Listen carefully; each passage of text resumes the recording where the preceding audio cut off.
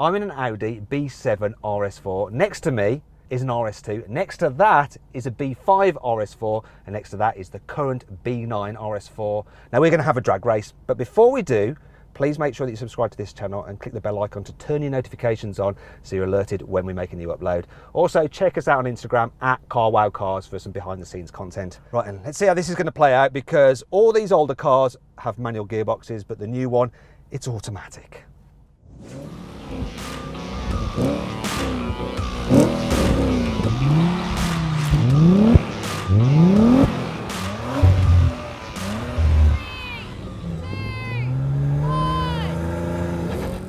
Oh, we've got a decent start, but that B5 is pretty good. Can I catch him? Come on! Come on! I've got to reel him in. I'm not gonna.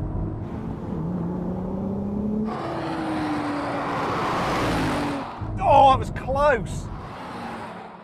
Ah, my start wasn't great.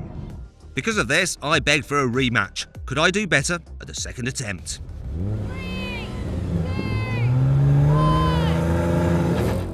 Good start.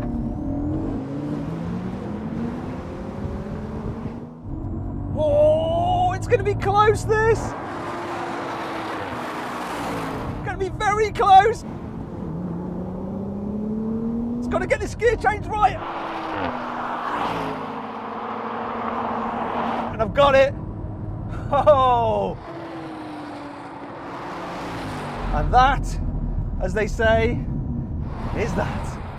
So then what exactly happened? Well, the new B9 just destroyed the field. It did the quarter mile in 12.1 seconds. Next was the B7 in 14 seconds. And then the B5 in 14.1 seconds. The poor old RS2, however, took 16.8 seconds. Right, and what we're going to do now is have a rolling race from 50 miles an hour. So all the manual cars are in third gear. RS4, the latest one, is in third gear as well, even though it's an automatic. So wait for the cars to get nice and level. Right, I'm going to count it in. 3, 2, 1, go! This picks up immediately, almost neck and neck with the B9.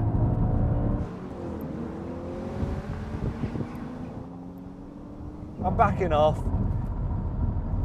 That was interesting. So this, naturally aspirated, picks up so quick. And it was neck and neck with the B9. But he's got 600 Newton meters of torque. This has got 430. Because there's no turbo lag, it left the B5, which actually has more torque, 440 Newton meters.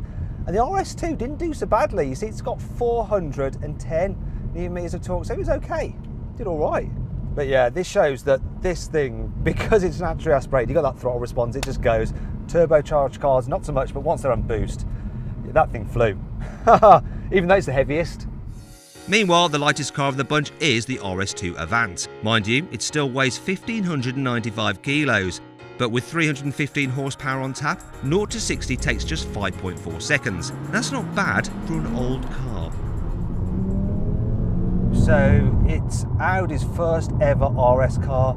This one is one of 180 in right-hand drive. There's only 2,900 of them made worldwide. And it's a 1994 car, and it actually feels in really good condition, but that's because it's only done 3,000 miles. This is actually a very special car. So it may have been an Audi 80, but it was built by Porsche, and it's got many Porsche parts on it. So the suspension, the brakes, the wheels, they're Carrera wheels.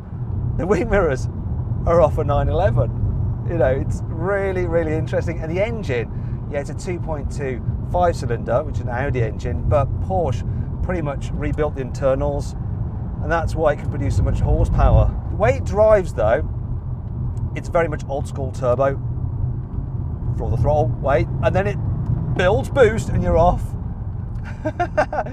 The steering's really heavy, and the car does understeer quite a bit when you chuck it into the corners. Obviously you've got Quattro all-wheel drive, and it's actually got a lockable rear differential as well. It's nice, it's comfortable enough. It does lean quite a bit in the corners, but that's what older cars do, but it lets you know sort of what's going on. For an old car, it feels like a joy to be in, especially the seats. I love the seats, and the gear shift is nice. Those Porsche brakes, don't do a bad job.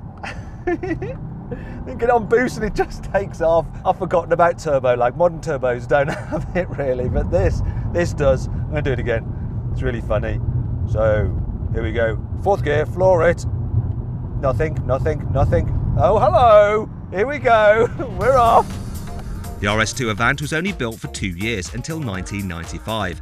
Its successor was the B5 RS4, and it didn't arrive until 1999. Based on the A4, which replaced the Audi 80, it weighs in at 1,620 kilos, has a 2.7-litre twin-turbo V6 with 381 horsepower, which is good for 0 to 60 in 4.9 seconds. After the RS2, this thing is just on another level in terms of its performance. This engine, this V6, is actually built by Cosworth, not Porsche. Based on this alone, I'd say that Cosworth know more about what they're doing. This has really moved the game on. This car is from 2000, this particular one here. It's in very good condition, 4,000 miles. I'm loving the seats. It feels a bit high, maybe. Alcantara steering wheel. It turns in quite quickly, and it just grips and grips and grips. And then it's on the power. There's a bit of lag. It's not too bad, not as bad as the RS2. But yeah, gosh, you could cover ground in this really quickly. Let's try it through this tricky bit here. Oh, it's rolling about a little bit. But I can feel all 4 wheels working away and just finding traction. My goodness. I'm actually amazed at how awesome it is. In fact, I'd really quite like one of these. Great engine. The chassis is pretty good as well. It's firm. I'm bouncing about. I don't know if you can notice. I'm bouncing about quite a bit. So on the road, it could get a little bit tiresome. But it is pretty grippy. Just understeering a bit there. So, yeah, you know, a little bit. But, oh, God, it's an animal. Nice gearbox. Very positive. A bit like me about this car. As with the RS2, the B5 RS4 was only made for 2 years until 2001. It wasn't until 2006 that the B7 arrived, with its 4.2-litre naturally aspirated V8, which produces 420 horsepower. But as the car weighs 1,710 kilos, the 0 to 60 time is the same 4.9 seconds as the B5's. So, B7 RS4. Now this is interesting because we've gone from turbocharging to naturally aspirated and a V8, which sounds good. Sounds good. Sounds better than the turbocharged cars. Oh, that's for sure. The performance, it feels the same really. The throttle response is noticeably better, but once you go in, it's really very, very, very little in it. This is easier to control mid-corner though, so you can adjust the car's attitude a bit more by lifting off or accelerating. Because the Quattro all-wheel drive system sends 60% of the power to the rear, it does have a bit of a rear drive bias to it. You push hard, it will start to understeer because of that weight, 1,700 kilos. But when you're just driving normally, say on a road, not on a track, it's got loads of grip. The steering, it's got weight to it, but not so much feel. But you can put it exactly where you want it to go. And for real-world driving, any condition, any day, any month, any year, this is good. It's easy to drive and it's thrilling because of that engine. The gearbox is great as well. Loving the gearbox. This is where Audi's starting to kind of just make the RS car a little less manic, more of a capable all-rounder performance car. I think though, this or the B5, I'd have the B5. I definitely would. There's just something about that B5, it just seems a bit madder. The B7 was again made for just 2 years until 2008, and its successor, the B8, was built from 2012 until 2015. Unfortunately though, I wasn't able to get my hands on one for this day's filming, which is a bit of a shame because I actually love that car. Like the B7, it used a 4.2-litre V8. Only this one had 450 horsepower and could do 0 to 60 in 4.7 seconds, thanks partly to a 7-speed dual-clutch automatic gearbox with launch control, which helped offset an increase in weight to 1,795 kilos. This is actually the same the new B9 RS4 weighs. It also has the same 450 horsepower, but this time it's produced from a 2.9-litre V6 twin-turbo. Also, the gearbox is a normal automatic with 8 speeds, and the car is only available as an estate. So it's quite a change then, this new model. But the big question is, how does the modern RS4 compare to its ancestors? Do you know what? When you're driving this along, just normally, it feels the least sporty out of all the other RSs that I've just driven today.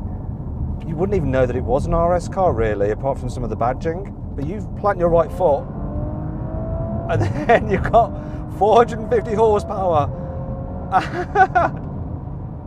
and plenty of oomph. Now, this one's got the adaptive suspension. I'm going to put it into dynamic. It's a real dual personality car, this. You know, so soft, so easy, so relaxing. Yeah, it's really